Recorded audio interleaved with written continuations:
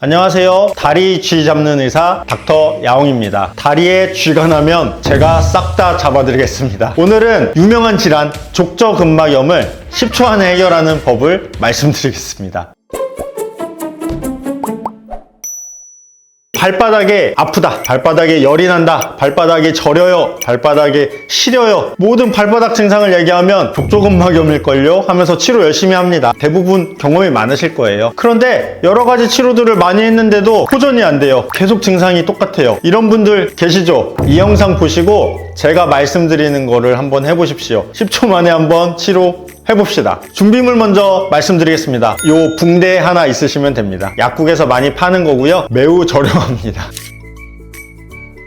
숙련된 조교 닥터 야옹이가 보여드리겠습니다. 발바닥에 증상이 있을 때는 요 부위를 감아 주십니다. 이렇게 하시면 됩니다. 종아리에서 중간을 강하게 이렇게 감기 시작하시면 됩니다. 좀 세게 감으셔야 됩니다. 아이고 쪼인다, 너무 쪼이는 거 아니냐 할 정도로 쪼여 주십시오. 그렇게 하고 나서 이렇게 손잡이로 길게 늘어 주십시오. 이렇게 해도 안 풀립니다. 약간 텐션을 줘서 이렇게 쪼여주게 해주시고요. 그 자리에서 일어나십시오. 제자리 걸음을 10초 동안 해주십시오. 하나, 둘, 셋. 이때 중요한 게 무엇일까요? 증상이 있을 때 하셔야 됩니다. 네, 증상이 없는데 백날 감아봤자 증상이 좋아지는지 알 수가 없습니다. 제자리에 멈춰 주시고 한번 증상을 느껴보십시오. 특히나 양쪽이 안 좋으실 때는 왼쪽 증상과 오른쪽 증상에 차이가 생기는지를 보시면 되겠습니다. 해보셨나요, 여러분? 증상이 좋아지시던가요? 증상이 좋아지셨다면 왜 좋아지는지 궁금하지 않으세요? 그것은 바로 정맥에 문제가 있기 때문입니다. 정맥 부전이라는 병입니다. 정맥부전이라는 병 생소하시죠? 간단히 말씀드리면 다리에 피가 고이는 병이라고 이해하시면 되겠습니다. 다리에 있는 정맥은 다리에서 다 사용하고 남은 노폐물과 이산화탄소가 많은 정맥혈을 다리에서 심장으로 퍼다 올려주는 하수도의 역할을 합니다. 바로 이 하수도의 기능에 문제가 생기는 것이죠. 문제가 생기면 어떻게 될까요? 심장에서 오히려 다리 쪽으로 피가 거꾸로 내려오는 역류라는 현상이